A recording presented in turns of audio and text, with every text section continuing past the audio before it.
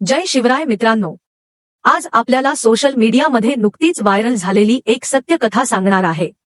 Germany येथील एका ट्रेनमध्ये निराश बसलेला, थकलेला, शांत, निरस आणि हरवल्यासारखा वाटणारा एक भारतीय तरुण आणि त्याच्याच शेजारी बसलेली जागतिक दर्जा प्राप्त केलेली प्रसिद्ध नटी कोण आहे हे त्याला मात्र मुळीच माहिती नाही, याची त्या तरुणाला तेमात्र जाणीव नाही। पण काही क्षणातच या दोघांचा हा फोटो जर्मनी आणि जगात इतर हे खूप व्हायरल होऊ लागला। जर्मनी येथील अतिशय प्रसिद्ध डेर स्पिग्लिया मासिकाने या भारतीय तरुणाचा शोध घ्यायला सुरुवात केली। कैक दिवसाच्या शोधानंतर हा भारतीय तरुण जर्मनी येथील म्युनिक या शहरामध्ये सापडला आणि त्या मुलाबद्दल अतिशय धक्कादायक माहिती देखील मिळाली। माहिती अशी होती की हा भारतीय तरुण जर्मनीमध्ये बेकायदेशीररित्या राहत होता। त्या मासिकाच्या एका पत्रकाराने त्या भारतीय तरुणाला एक प्रश्न विचारला की ट्रेनमध्ये तुझ्या शेजारी बसलेली ती गोरी तरुणी कोण होती म्हणून। त्याने नकारात्मक उत्तर दिले।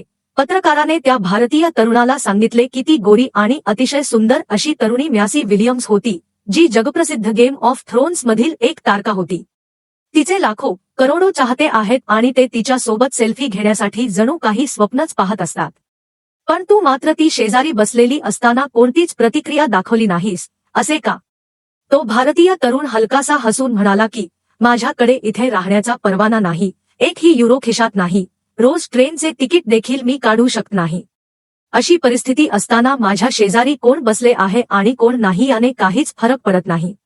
त्या मासिकाने त्या भारतीय तरुणाच्या या अशा प्रामाणिकपणाचे कौतुक करून त्या तरुणांकडून प्रभावित होऊन त्याला पोस्टमन पदाच्या नोकरीची ऑफर देखील दिली। यामध्ये त्याला मासिक 800 युरो मिळणार होते। जॉब कॉन्ट्रॅक्ट मिळताच त्या भारतीय तरुणाला कायदेशीर राहण्याचा परवाना देखील मिळणार होता आणि तो देखील कोणत्याही अडथळ्याशिवाय। मित्रांनो, ही सत्य कथा आपल्याला एक जाणीव करून देते की नियतीचे धागे हे अत्यंत अदृश्य असतात, पण ते जोडलेले मात्र नक्की असतात। प्रत्येक घटना दुसऱ्या घटनेशी बोलता जोडलेली असते। धन्यवाद।